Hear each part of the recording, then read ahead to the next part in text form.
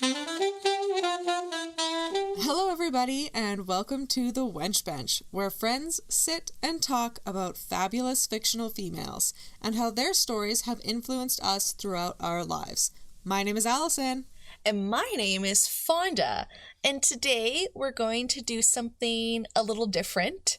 We decided that we wanted to do a very short and sweet and not in depth, just like bare bones, top 3 things that we like about our top 3 favorite male comic book characters. Yay! Yeah! I'm so excited. It was so hard to just pick 3. I know, and so I'm going to be honest, all of mine are from Marvel. I know. There's like others, but it was just more like these top 3 that I chose are ones that I actually had like points to say and a favorite comic book to recommend. Nice. Versus like a couple other characters I'm like, oh, I like them, but I've never dived into them more than just, you know, seeing them once or twice and be like, they're cool, I dig them. Yeah. I also picked 2 Marvel characters. Okay. But same as you, I wanted to pick characters that I was pretty familiar with and that I think are very different examples of what I enjoy from my comic book heroes. Yeah. Would you like to start us off with your number 1? Yeah. So I'm going to start off with the Incredible Hulk. Okay. Yes. So specifically, I am going to be talking about the Incredible Hulk kind of from the Planet Hulk run. It is probably the most famous of the Hulk storylines. It is the comic series that Ragnarok was pulled heavily from, but there was like rights issues, and so they made it a Thor movie, but it was a Planet Hulk movie. Okay. Now, question, when you say Incredible Hulk, is that the same as is that just Bruce Banner's Hulk? Yes, yeah. Okay. Planet Hulk is a storyline that ran through the Incredible Hulk issues number 92 through 105 and the Giant Size Hulk number 1, starting in 2006. Oh. A quick little rundown of the story. Hulk has to save the world, and so S.H.I.E.L.D. sends him up into space. And at this point in Marvel, there was a group called the Illuminati that consisted of people like Reed Richards. Okay. Yeah. Reed Richards, Tony Stark, Doctor Strange, like very smart people. And they decided that the best thing for the Hulk was to send him to a different planet where there's no intelligent life, where he can be alone and he's no longer a danger to society. That is the worst form of social distancing I've ever heard in my life. Isn't it, though? But something goes wrong. Of course, things always go wrong. And Hulk is sucked through a portal, and he crashes on a planet named Sakaar. And on this planet, there is a king. He's called the Red King, and he's, like, all-powerful, like, enslaves people, kills people for no reason, is just, like, an absolute egomaniac. Throughout the story, the Hulk starts off as a gladiator, and he gets his cool, like, gladiator armor like he had in Ragnarok. Yeah. And he fights the Silver Surfer, and he makes friends with a rock creature named Korg, just like in the movie. And he, like, liberates the planet's slaves, and he becomes, like, their king, and he falls in love with this, like, super awesome badass chick. And it's just such a cool story, and I love it so much. Aw, so then what do you like about him? What are your top 3 things? So very specifically, what I like about this version of the Hulk is that it shows his struggle with the 2 versions of himself. So it shows a very Jacqueline Hyde kind of personality, where there is the Incredible Hulk, but then there is also Bruce Banner. And the 2, even though they technically inhabit the same body, they are still 2 different people. Before this comic story, there was a couple instances where Bruce had essentially tried to kill himself in order to kill the Hulk. And the Hulk just kept getting stronger and coming back So there's moments in this comic where Bruce is trying to fight to come back, and the Hulk is like, no, this is not a planet for Bruce Banner. He will not survive here. It is too vicious. It is too cruel. This is the Hulk's world. This is Planet Hulk. And so there's this really interesting storyline. But then when he falls in love and they're on like their wedding night, she says that she needs to see all of him. And so he, for the first time being on this planet, lets his guard down and becomes Bruce, and she kisses him as Bruce, and then he turns back into the Hulk. But like, he's kind of accepting his rage. Yeah. And he's coming to terms with both sides of his personality. So then Bruce and the Hulk are slowly becoming one person. Oh. It's such a beautiful story. And unfortunately, it doesn't end well. Oh, no. Because I don't think they knew what they had when they were releasing it. It would have been a really good kind of Old Man Logan thing where it was just like, this is the end of Hulk's story. Yeah. He finds a place, he accepts himself for who he is, and he's happy, and he has babies, and the love of his life, who's like so cool. But that doesn't happen. Aww. Because at the end of the story, it seems as if Hulk's spaceship blows up and destroys this entire city, and then it kills his new wife. And so he has to come back for the next story, which is World War Hulk. Which I didn't like as much, because I like seeing the Hulk as sensitive and kind in his own way, because he's never not angry. Like, he's constantly angry, and everybody's like, you're our savior, and he's like, fine, God, I'll help you, but it's because I want to, not because you want me to. So he's very like begrudging hero, and it's such a sweet story, and I think it was extremely well written, extremely well drawn, and it's just a bomb-ass comic. It's so fun. So I don't really know if there were 3 reasons in it, but that's why I love the Hulk, because he's such like an interesting psychological theory. Yeah. Almost. I liked the Jekyll and Hyde thing, because that's very like, I think there's a lot of fictional characters very much so inspired by Jekyll and Hyde. Oh yeah. It's interesting too to see the marriage of his 2 sides. Mm-hmm. And you really get to see why he's a hero at heart. Yeah. So who is your first pick? I think you know. It's Wolverine. Nice.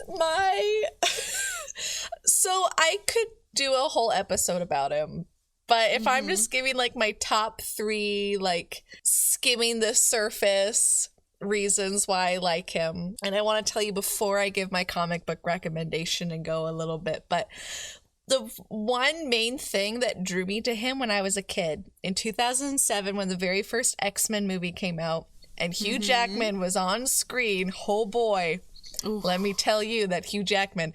But I was like, oh, he's cool. And my dad's like, oh yeah, Fonda, Wolverine's Canadian. And I was like, what?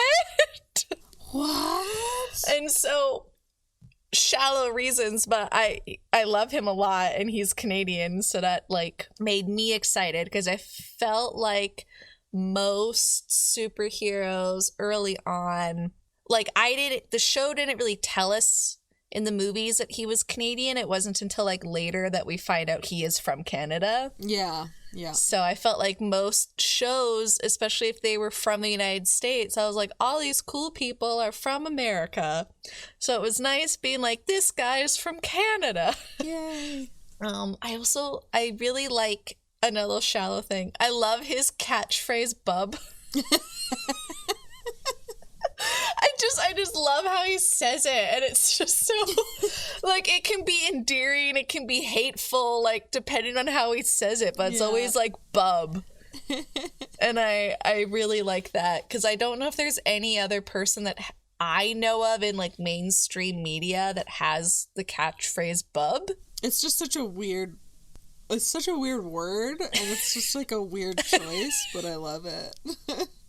I know, it's like it could be literally anything else, but they wanted him to say bub.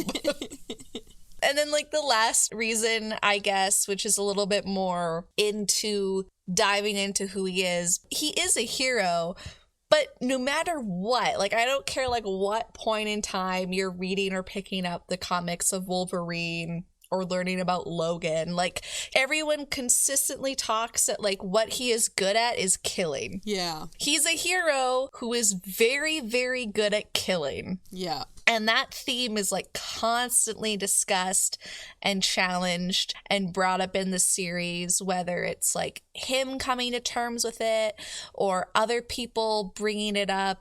And I think there's no way to say that you can't remove that part from his character. Mm-hmm. And it kind of goes to show that even if you're a good person still doing good things or wanting to do good things, no matter what, it could be anything, but there's going to be something that you hate about yourself that you're good at. Mm-hmm. It kind of... If that makes sense. Oh, yeah, it makes sense.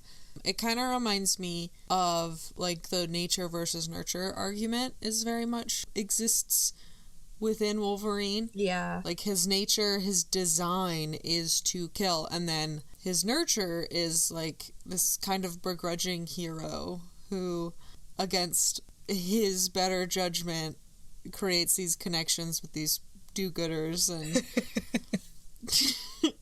eventually has to become a do-gooder himself. Yeah. And he hates being a teacher to the kids, but he's a really good, like, even though you don't think he is, he's a good role model. Yeah. To younger, like, if I think of Rogue, if I think of Kitty Pryde, just like, yeah, he does a lot of shitty things and he drinks and he's, like, foul-mouthed and, you know, he doesn't treat his fellow colleagues like Scott the best, but like, at the end of the day, he will be there for someone in need. Mm-hmm. And kind of, like, tell you what you don't want to hear kind of guy. Yeah. And so, I love him a lot. He's so good. I was really sad in the Logan movie. Which brings me to the comic I want to recommend for him. Yay. Which you brought up, coincidentally. But Old Man Logan. Yes, such a good comic. It's by Mark Miller and Steve McNiven. I think I said his name right.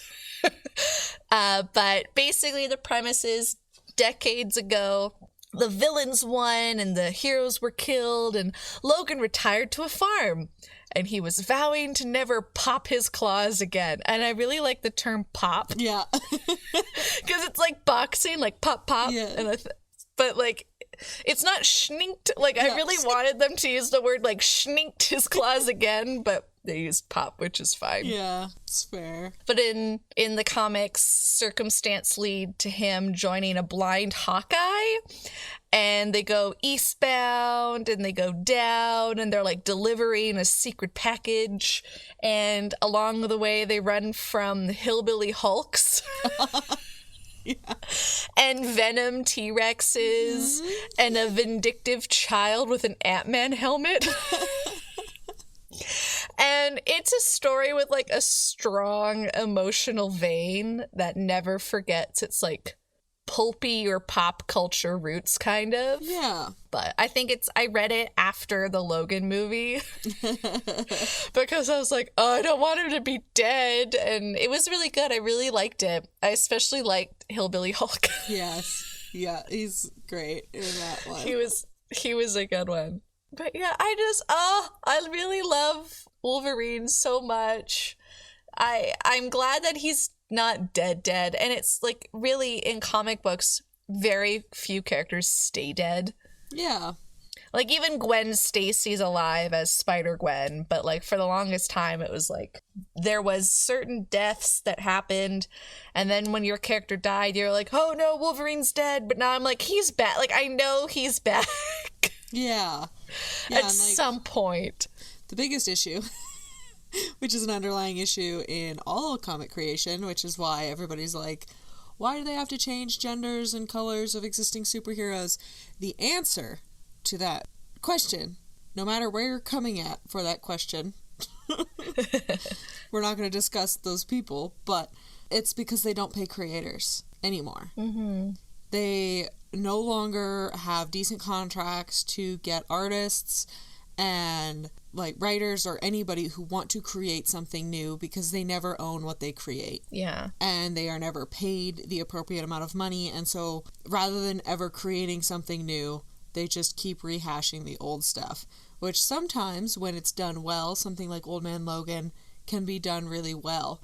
And same thing with Jane Foster Thor. Like when there is a good story to tell, then it's a good story to tell, period. But in an industry where, they don't support creatives, it's like we just keep telling the same stories, and so the storylines get so confusing, and it's like, is this one dead right now? Yeah. Are they alive? Are they in a different body? You're like, which comic comes before this one? Because I thought this person was dead. For a while, Dr. Octopus was Spider-Man. Oh my god, So they're getting creative in like different ways. They're exploring other things, which I think is okay. Because I actually had a tangent. I had an interesting conversation with my husband. I was like, I feel like characters don't die, and I feel like it's rare for us to get new superheroes. Or if they do, they're new, but they're taking on the mantle of a title, like Miles Morales. Mm-hmm. Or Kamala Khan. They're new people, but Kamala Khan is taking over a name, and so is Miles Morales. Yeah. But then he brought up the point. He's like, I think in some way people are going to have to make an appropriate timeline of all the characters and be like, okay, we explored this idea about Captain America in the 60s. We no longer can do Captain America in the 60s. It's like, but then maybe we can explore him in the 1920s. He's like, it's okay to explore different timelines if they haven't actually happened yet. Yeah. But the confusing part is when they're making new events in what seems like modern times. Yeah. And then you're like, what is actually happening? Versus if you're telling me a historical thing with a character, sure. Mm-hmm. A background story. I don't mind you giving me more background things, but I don't know. When I found out Captain America was secretly a Hydra agent, I was like, what the fuck? Oh yeah, is with that one? A lot. It's just like I said, they have these stories that they want to tell, but because they don't want to pay for new stories and new creators, and because they're honestly probably just too scared. They're like, we know this sells, so just write another Captain America story. Yeah. Instead of trying new things and stuff, because we live in a capitalist hellhole that requires everything to make money all the time. And nobody gets to try anything new or fun ever. You know what? That's why indie comics. Yes. One day we'll have to talk about our top favorite indie comics. Yes. I'm talking about one today. I don't really think it's constituted as an indie comic, but it's definitely a lesser known comic. So. Ooh, okay. Is that your second hero you're going to talk about? It is my second hero. Ooh, please tell me, Alison. So dive in. I wouldn't really call him a hero. So, okay. He's from a comic series called Why the Last Man. Oh, I think I remember hearing about this comic series. Yes, it was created by Brian K. Vaughan. Vogen?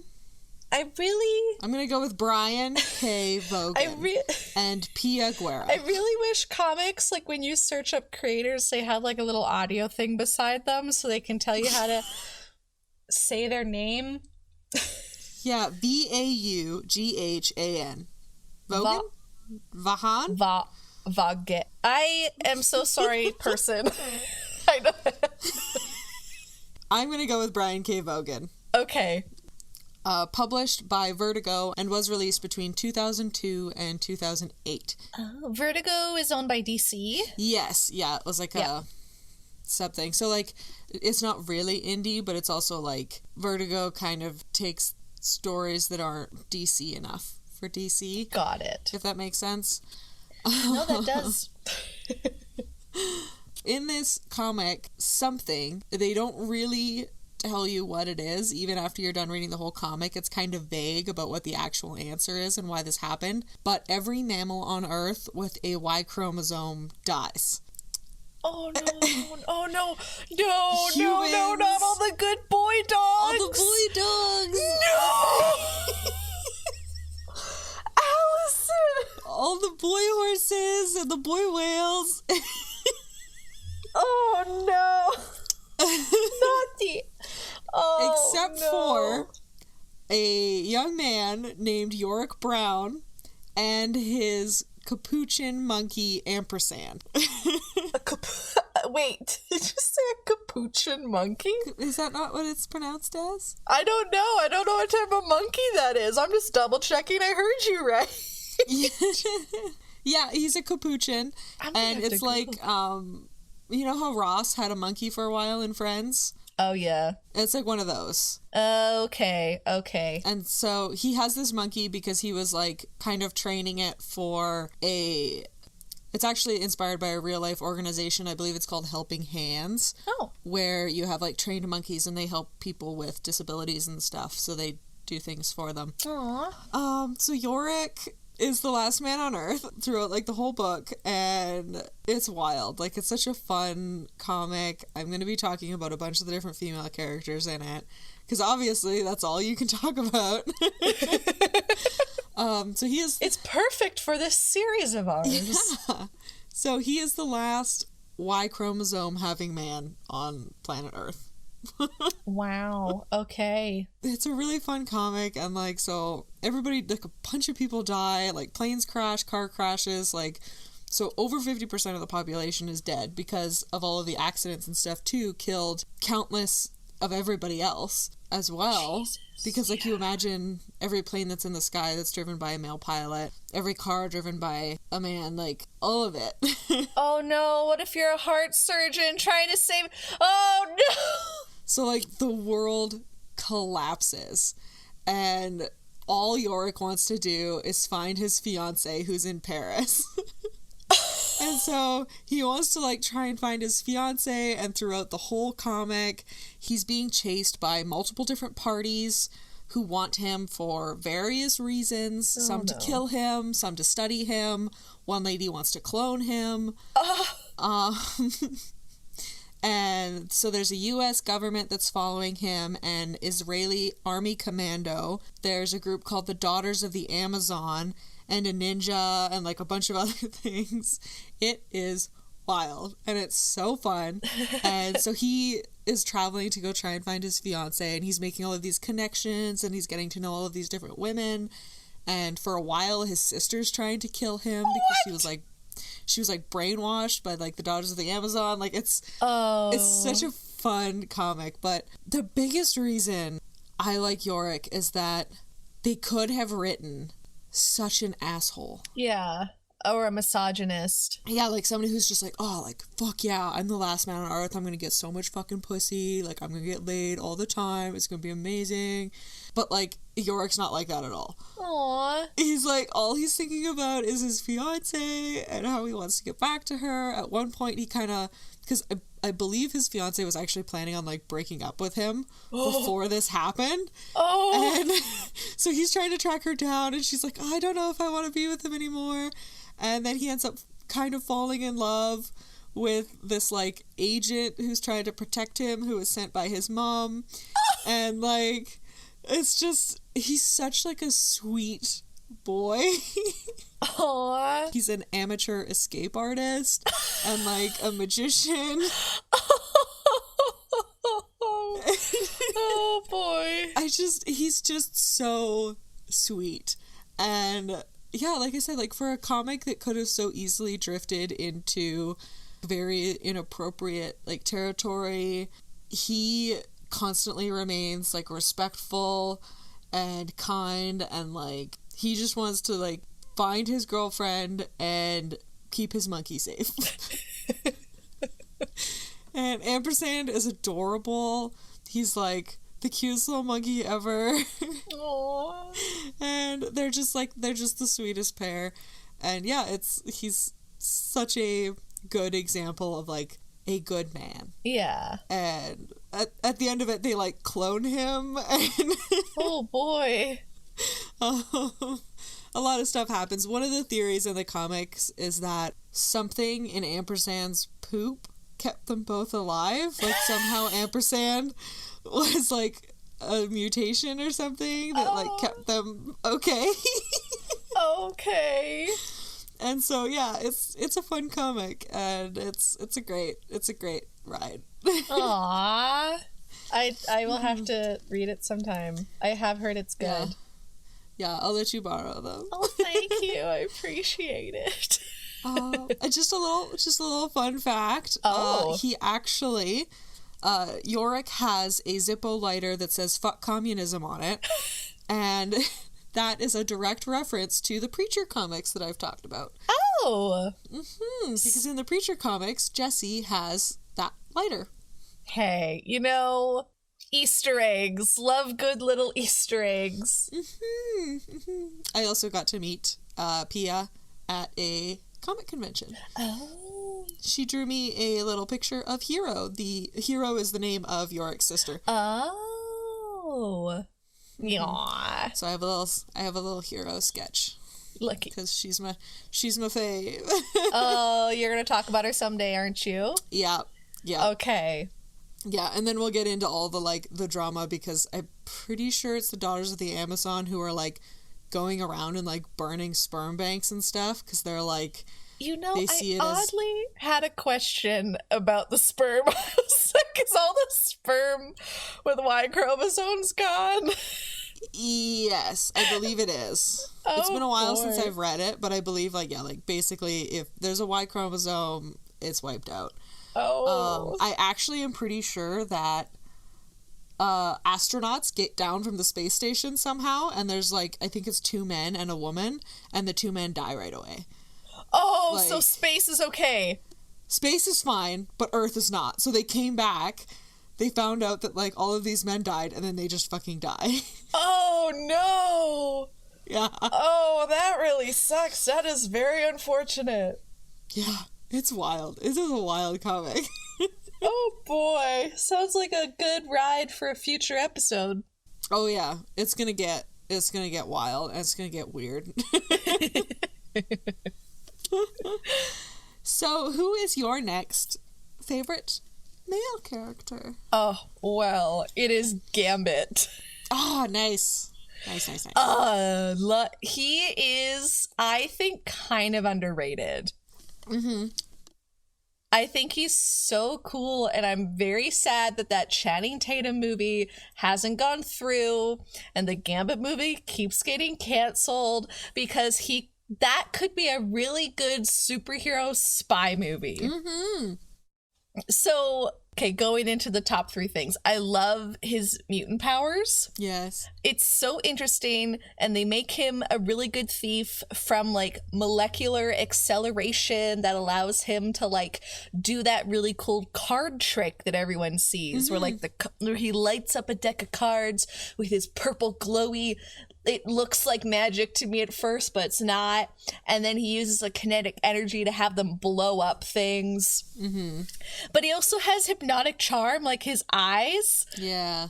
He can charm anybody, no matter who they are, no matter what they're into. He can just charm them. I mean, the accent helps. I mean, that's my second thing. I was just about to say his accent is so good. And from what I've read, I think earlier series were a little bit more problematic with how he used his hypnotic charm. But when he met Rogue in the comics, from what I've read, and people could please tell me if I'm wrong, I'd like to know, but he never used his hypnotic charm necessarily to be that asshole who's just going to fuck anybody he wants. Yeah. He always used it, from what I've seen, and I'm very thankful of it, as more of a means to have people feel engaged with him, be interested in him, so he could be the spy that gets the info. Have people get more invested in him. Yeah, and so I really like that, because I think if his power was used as a very gross way, I would not enjoy him. Yeah. It's definitely like a possibility that that's what it could be used for, but yeah, it's the responsibility of the creators to limit how problematic yes, it yes. I agree 100%. The last thing I like, and one day I'm going to talk about this character, but his on-again, off-again romance with Rogue gets me like, oh damn, because I love them so much together. Yes, they're so cute. They're so cute. I love them. Especially in like newer comic series. They do a really good job of like diving into their interesting dynamic. Yes. Yeah. Which... like, I remember I enjoy. The old, like, original, like, X-Men cartoon, and oh my God, I love his, like, headpiece. Because it's, like... Yes, with the poof hair. His hair just, like, poofs out the top, and it's, like, a headband, and it doesn't do anything to hide his, like... yeah. His face. It's just there. It's a very 80s thing. It's such an 80s thing, and I love that. Like, the weird 80s, like, head wraps, where it's just like, this is my alter ego Gambit, and you're just like, what? Like, it doesn't hide Luke Cage. who you are. Like... like Luke Cage has that. He's like that. Yes, yeah, Luke Cage had his weird headband. But yeah, it's so fun when they called that out in the Luke Cage. Oh, TV same. show. I thought it was fun. I was like, haha. Yeah. But yeah, so like I really like Gambit a lot, and I want to read more. The last time I read a comic series with him in it, and it's the one that I want to recommend, is actually called Gambit, King of Thieves. And in it, Gambit received his own solo ongoing series written by James Asmus and illustrated by a host of like different artists. And the series brought back the character to his roots as a master thief with heists and capers all over the world that led him to cross paths with other prominent Marvel characters, including Hawkeye and Pete Wisdom. And it's just like, that's all it is like a superhero doing cool heist shit. That's awesome. And like thieving and capers. And I'm like, I am totally down for that. And I would love to see a movie that kind of embodies that part of Gambit. I don't really care so much for like the huge world issues that like X-Men always had to deal with in the movie franchise. I would totally be okay with just seeing Gambit occasionally meet up with other superheroes or supervillains while he's just trying to be a thief. And I think that's one thing that I would like to see companies like Marvel do more, especially now seeing how successful like the TV shows and stuff are. Like, do smaller scale movies. Like, not every superhero has to be the world is gonna end and this superhero has to save them. It's like, I like my friendly neighborhood Spider-Man. I like him just like fighting for New York. I don't need him like fighting earth-shattering creatures alone. Like, yeah, it's like, and same thing with something like Gambit. I think that's why I enjoyed Ant-Man so much, is because it was centralized in like one area with one thing. Exactly. It was a heist superhero movie. Like, it was super fun. He had to like go and break in, but there was like little like fun superhero stuff, and like the comedy was so like family friendly and cute, and it was just like Paul Rudd. It was just so like refreshing and it just generally Take your time. Enjoyable. I was like, energizing? Generally energizing? Enjoyable to Red Bull? Gives you wings. Yeah. But I think he's really, really cool, and I should definitely pick up more with him, because I know I don't know for sure, so no one quote me on this, but I think the last big solo series I remember was the King of Thieves one, which is why I read it. Because Gambit is very much so like a minor superhero. He shows up in a lot of other people's stuff. Yeah. Or it'll be like Gambit and this person, or someone else and Gambit. Like, it's not always just him. Yeah. Yeah. Yeah. Yeah. And it's kind of funny too that you talked about Wolverine and Gambit, because Gambit's in Wolverine Origins. Yes! Which also Such includes a bad movie. the last character that I'm going to talk about. Oh! Deadpool! Oh! Oh, see, I was wondering because he's such, like, he's very much so a lot of people consider him more of an anti-hero. Yes. So I was like, ooh, is Alison gonna include any anti-heroes? And you fucking did. Yeah. And he's like, oh. So I'm 100% not talking about him from that movie because I don't see that being Deadpool at all. Like, it was a really... No, I think Ryan Reynolds would be very upset at us. Yes. And I do think that the Ryan Reynolds oversought of the later iterations of the Deadpool movies, I think, are a little closer to the mark. Yeah. But in my mind, they never go far enough, because Deadpool comics were my first real dive into comic book collecting. It's the first long run that I had. Like, I had a bunch of other ones of like one-shots of Spider-Man and like different like short runs, like Planet Hulk and like Maximum Carnage and these like self-contained stories. I had a bunch of those, but I had never really read a series the way that I read Deadpool. Yeah, that's fair. So I started reading Deadpool in his 2009 run. So I started reading from 1 to 49. It's started being released in 2009. I was just collecting it in trade paperback. I had just met you at the Cineplex that year. Yes. And so I had started reading those ones, and then I eventually got into the Deadpool core little short run where he runs around with like other versions of himself. Yeah. And then there was another series called Deadpool Merc with a Mouth. Like, that's when I kind of started getting into him. That was the heyday. That is the top time for comic book sales of Deadpool. Oh. Because that's when like the stories were, they were fun, they were nonsensical, they were age appropriate for kids from probably like 9. I don't know, I'm not a parent. Don't at me. From about like 9 to like however old you wanted to be. Like, they were funny. It was almost a kind of Ren and Stimpy, like Looney Tunes level of violence. Like, it was so over the top that it was never particularly like gory, but it was like, it was just wacky. It was fucking loony. Like, the insanity in that series is just so incredibly over the top.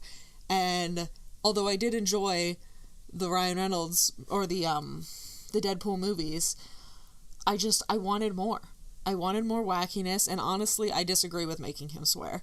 Just, that might be a controversial statement, but he didn't swear in the comic books.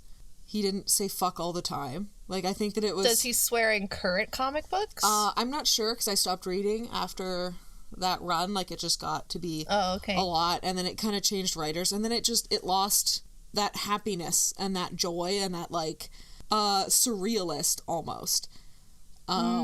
It lost that kind of not aloofness, but yeah, it was very cartoonish almost, and it kind of lost that, like, that wackiness and that extent, because it was so over the top, and you can't necessarily continue that, like, sometimes, because then everybody just tries to go bigger next time or go better next time, and it just didn't feel the same. But in order to have these comics be available for people of all ages, you couldn't put in like swear words and stuff like that. Yeah. So he said a lot of like weird, like, I can't remember any in particular, but it's like, oh, like grandma's lunch bag, like just stupid, like nonsensical terms. So it's like, he didn't swear, but like you understood that it was a replacement for a swear word.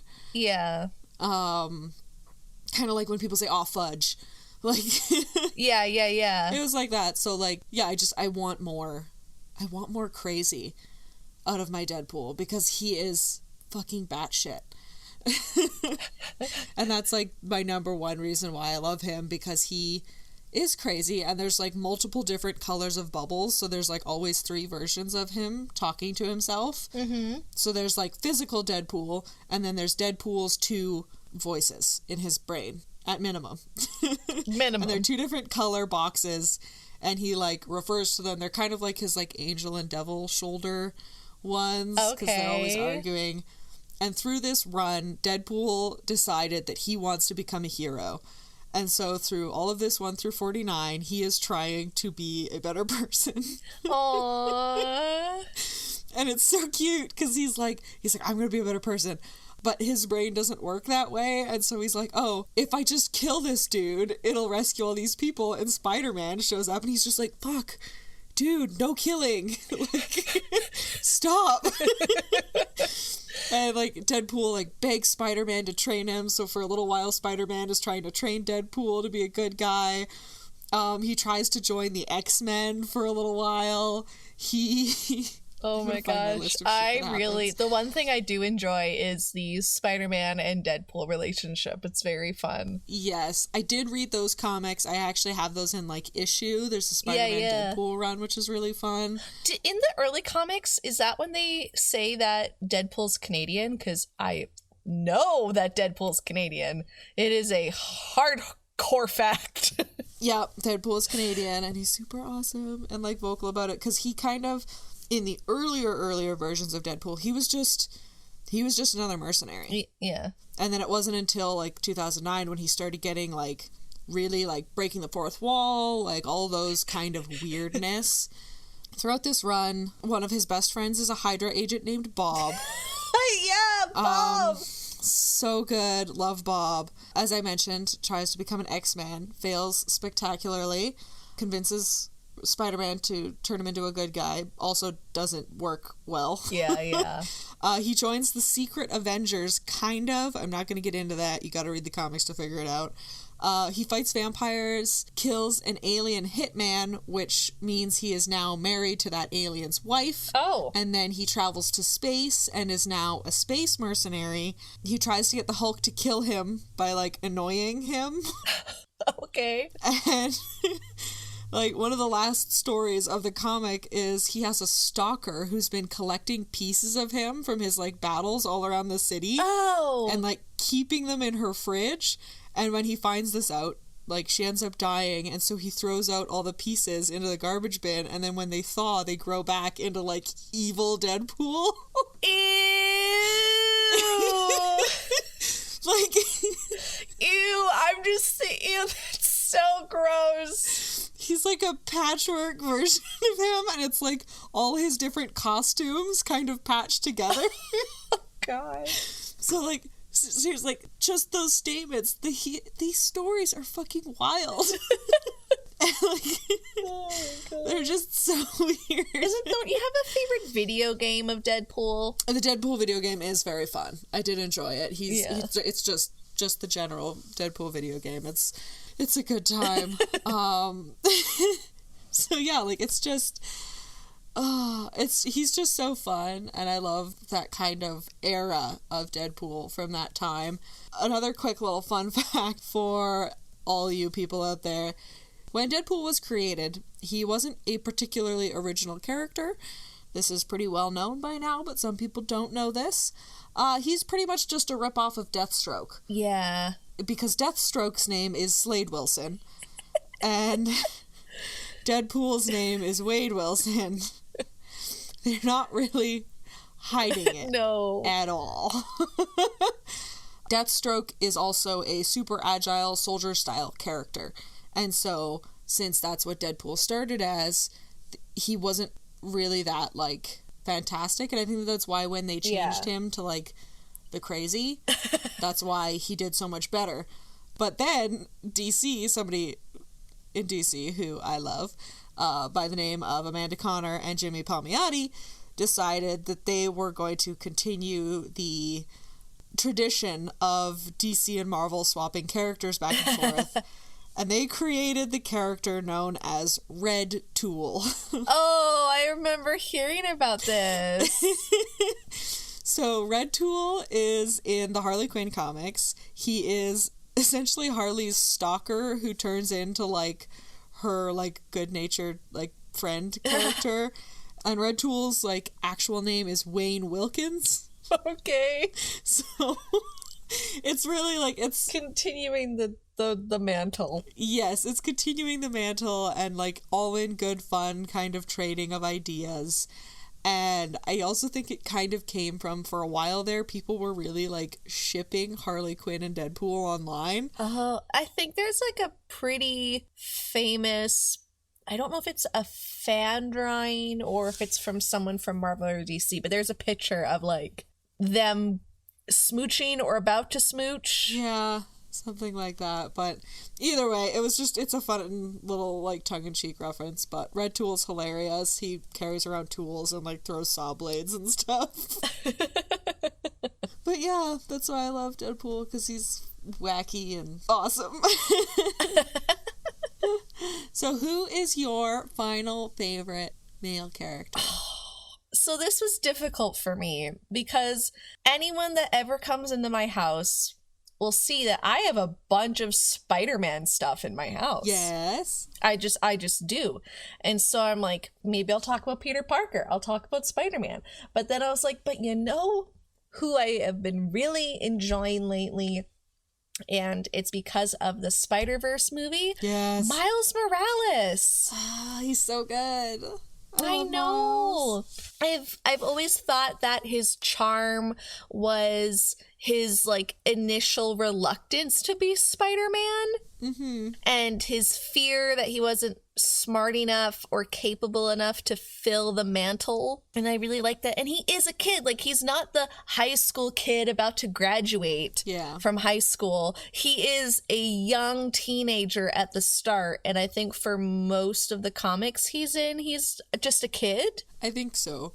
I'm not 100% out. Yeah, and I'm pretty sure he does, of course, like age up for other things. Like, I know that there's one point, there's a comic book series with him and Spider-Gwen getting married. Yes.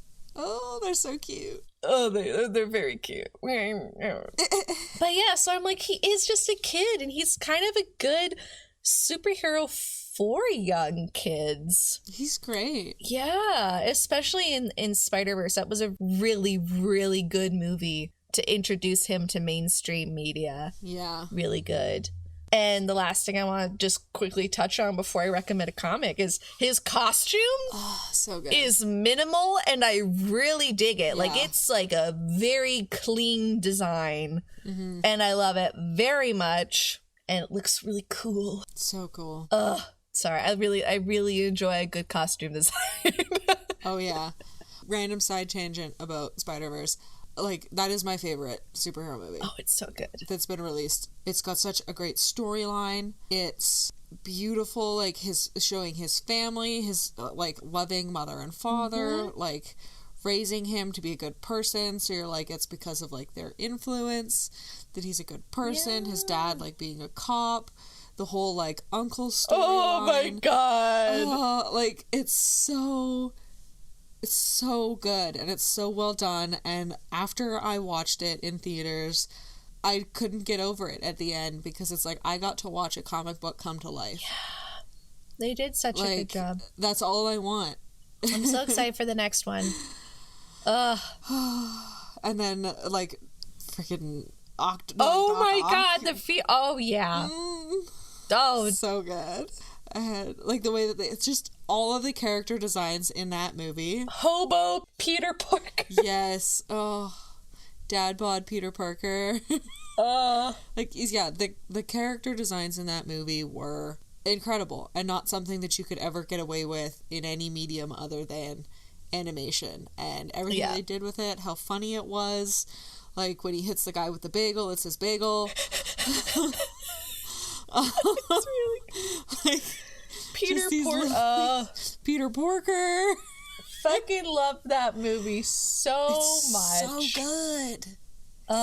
It, like, I know people have like minor flaws with it depending on where you're coming from with other things, but like, I think if you're just talking about the movie straight off the bat as what it is, very fucking good. Yeah, solid solid movie. Very solid, and a good example of like more movies can be done this way. Yeah, hopefully we'll see more. It doesn't have to be that style of animation, but more movies can be done animated for superheroes to tell a good story. Yeah. The comic I want to recommend is from the Ultimate Comics Spider-Man series. Okay. I believe issue 16. Quote me if I'm wrong, please. But it's called Venom War. Oh, yeah. Yeah, so Bendis and Pichelli, I think I'm saying their names right.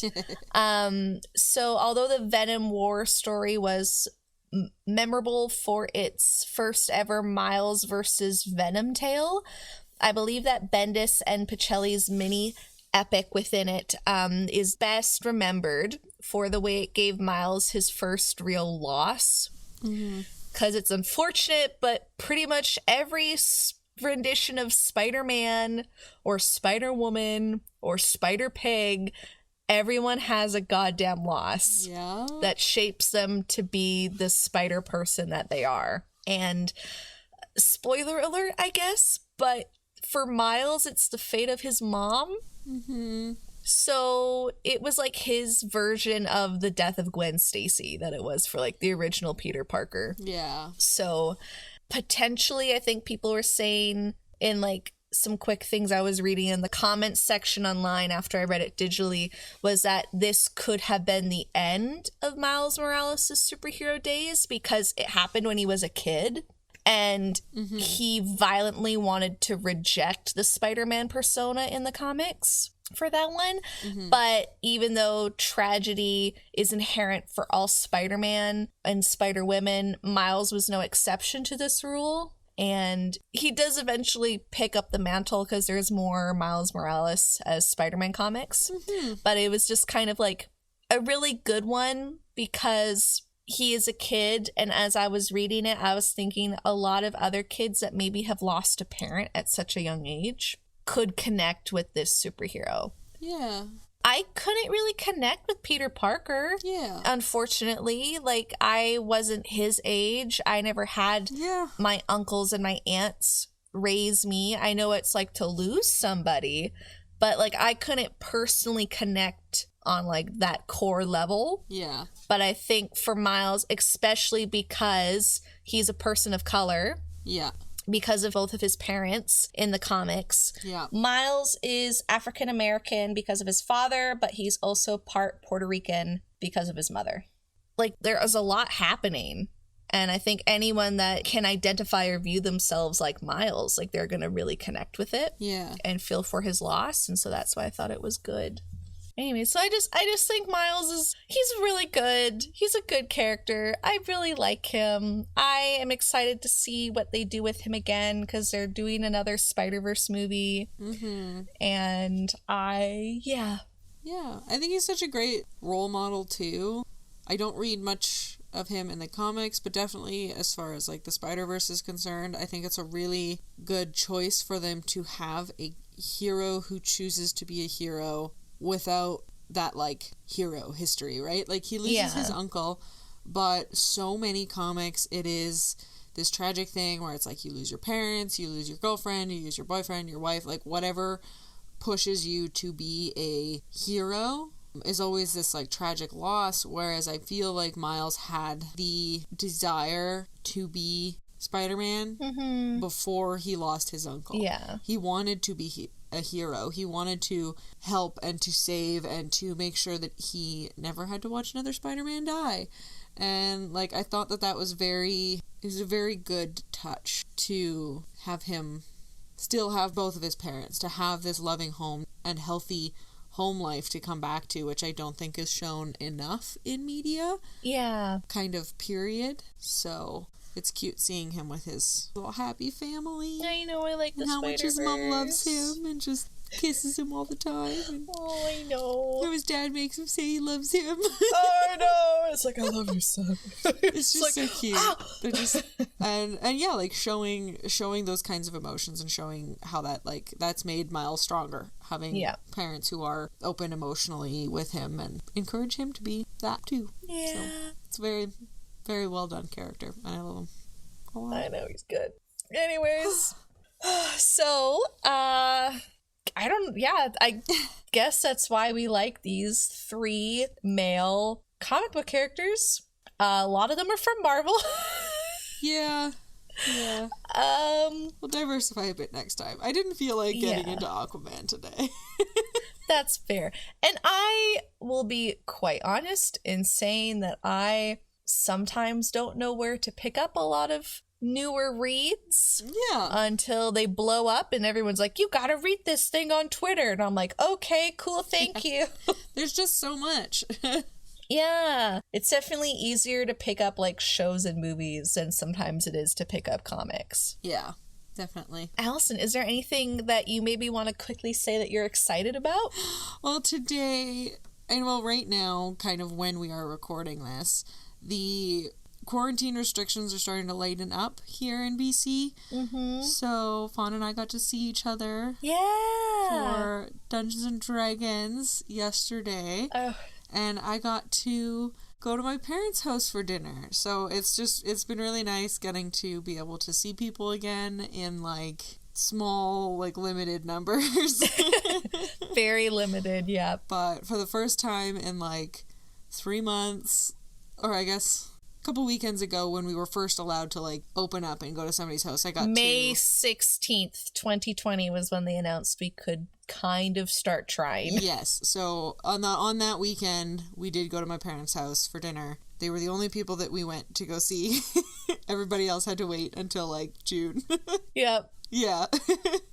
And so that was the first time that I got to hug my mom in like 3 months. So that was really nice. I love hugs. So I missed being able to like hug people. I know, but now it's like so weird when I do see people. I'm like, do you still want hugs? Like, I don't. I know. I miss hugs. But slowly they're being welcomed back into my life, and hopefully this all gets back to the semblance of new normal that is our world now. So I'm excited about slightly lessening restrictions and being able to play D&D in front of people again. You can find us wherever podcasts can be found. Please make sure to rate and subscribe if you haven't already. You can follow us on Tumblr, Twitter, and Instagram at Wench Bench Pod. And if you want to reach out, you can send us an email at wenchbenchpod@gmail.com. All of the art for the Wench Bench was designed by the wonderful Tessa Joyce Riecken. You can find her on Twitter at Werevile. Thanks for listening. Talk to you soon. Bye. Bye. Oh no, not all the good boy dogs.